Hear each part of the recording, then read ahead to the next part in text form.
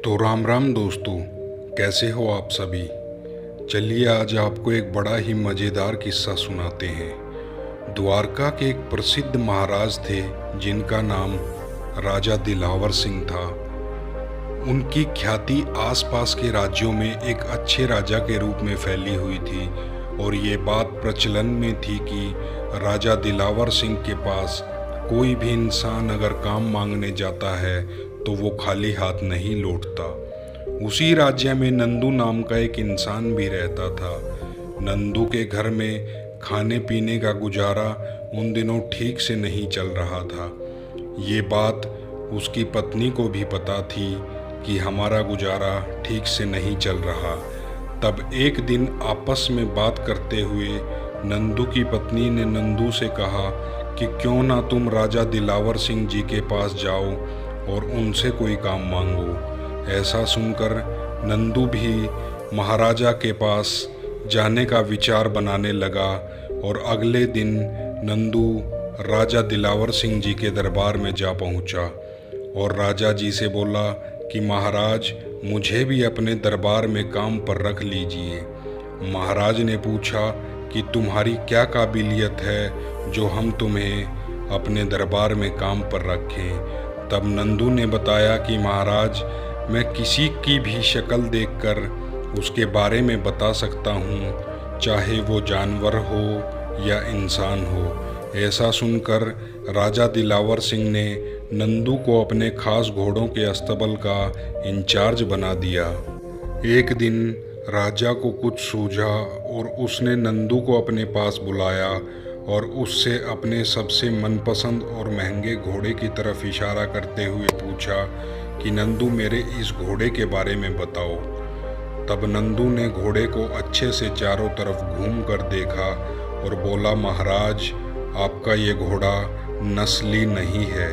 महाराज ये बात सुनकर सकपका गए और जिस आदमी से ये घोड़ा खरीदा था उसे बुलाया और पूछा।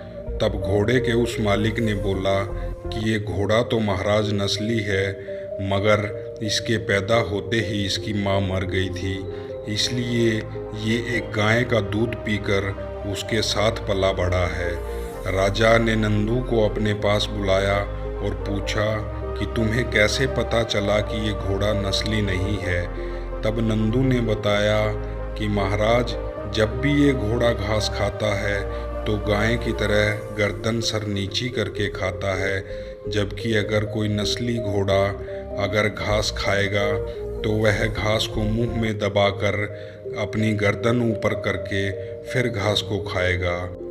राजा दिलावर सिंह नंदू की काबिलियत से प्रभावित हुए और नौकरों को बुलाकर नंदू के घर अनाज, घी, मुर्गे और ढेर सारी बकरियां बतौर इनाम में भिजवा दी और नंदू को महारानी के महल में तैनात कर दिया।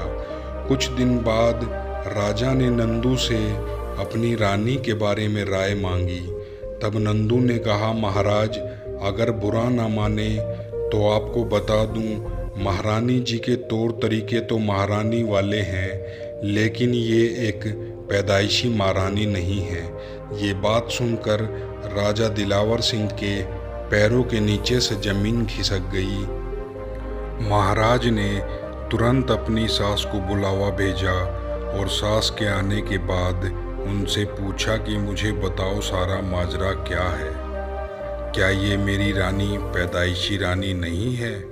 तब सास ने कहा, हकीकत यह है कि हमारे यहाँ एक सुंदर कन्या का जन्म हुआ था और आपके पिताजी ने उसी समय कह दिया था कि हमारी इस बेटी का विवाह वो अपने बेटे से करेंगे, मगर कुदरत को कुछ और ही मंजूर था। कुछ दिन बाद हमारी बेटी बीमार हुई और वो चल बसी। हमने आपके रजवाड़े से करीबी दोस्ती रखने के लिए किसी और की बेटी को गोद ले लिया और उसे अपनी बेटी बना लिया। ये महारानी वही है। तब महाराजा ने नंदू से फिर पूछा कि तुम्हें कैसे पता चला इस बात का।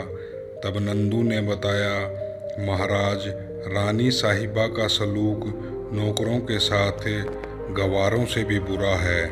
एक खानदानी इंसान का दूसरों से व्यवहार करने का एक तरीका होता है जो रानी साहिबा में बिल्कुल भी नहीं है।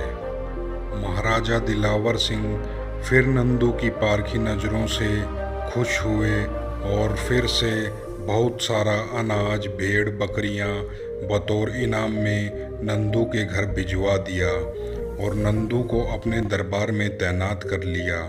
कुछ वक्त गुजरा और नंदू को एक दिन फिर महाराज ने अपने पास बुलाया और नंदू से कहा कि नंदू, आज तुम हमें हमारे बारे में कुछ बताओ। तब नंदू ने कहा, महाराज, जान की सलामती हो तो कुछ बताऊं। महाराज ने कहा, नंदू, कोई तुम्हें कुछ नहीं कहेगा, ये वादा है मेरा और मैं इस वादे पर खरा उतरूंगा, इस बात का मेरा यकीन करो। तब नंदू ने कहा, तो महाराज सुनिए, न तो आप राजा के बेटे हैं और न ही आपका चाल चलन राजाओं वाला है। ये बात सुनकर राजा को बहुत गुस्सा आया, मगर राजा ने जान की सलामती का वचन नंदू को दिया था, इसलिए उन्होंने उसे कुछ नहीं कहा। ऐसा सुनकर महाराज सीधे अपनी माँ के महल में पहुँचे और माँ से पूछा।